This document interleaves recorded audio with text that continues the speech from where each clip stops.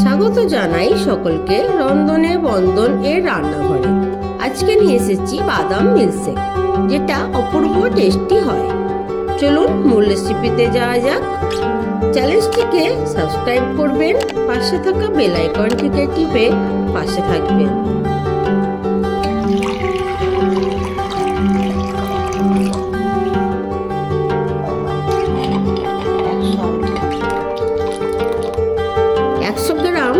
অ্যালমন্ডকে হালকা গরম জলে আধ ঘন্টার জন্য ভিজিয়ে দিলাম।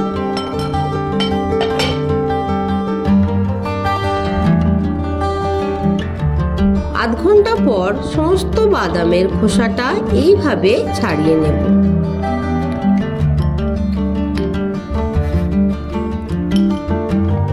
তারপর একটি মিক্সি জারে বাদামগুলো দিয়ে সামান্য লিকুইড দুধ অ্যাড করে একটি পেস্ট বানিয়ে নেব। পেস্টটা একটি ছোট্ট বাটিতে ঢেলে নিতে হবে।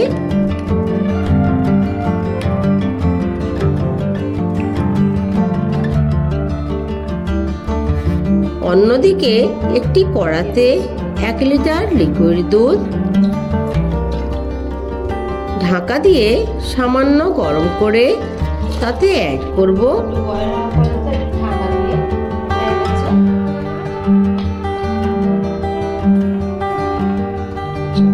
এইরকম বড় চামচের পাউডার দুধ 2 চামচ।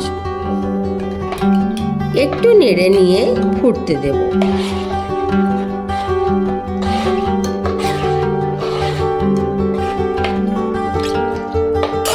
অন্যদিকে একটি ছোট্ট বাটিতে 2 চামচ কাস্টার্ড পাউডার সামান্য জল দিয়ে মিক্স করে নিতে হবে। অপরদিকে দুধ ফুটে গেছে, তাতে অ্যাড করব হাফ চা চামচ এলাচের গুঁড়া, স্বাদ মতো নুন দিলে স্বাদ বাড়ে তাই ব্যবহার করছি, এটা নাও দিতে পারেন।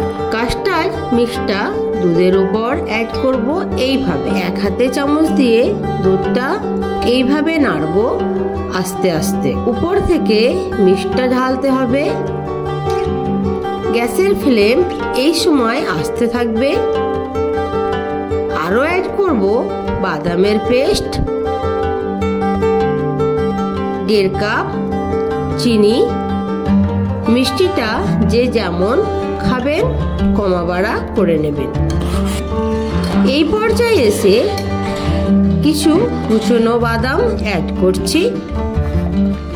গ্যাস এই সময় জোর দিয়েই অনবরত নাড়তে থাকবেন, না হলে কাস্টার্ডের জন্য নিচে ডলা পাকিয়ে যেতে পারে, এটা খেয়াল রাখতে হবে।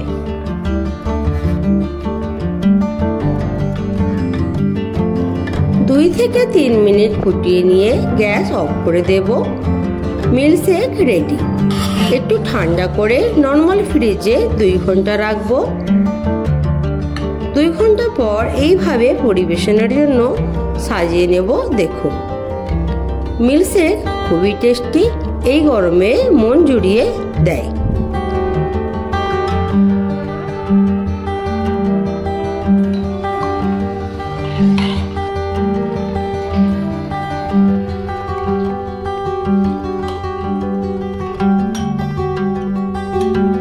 চ্যানেলটিকে সাবস্ক্রাইব করবেন, পাশে থাকা বেল আইকনটিকে টিপে পাশে থাকবেন।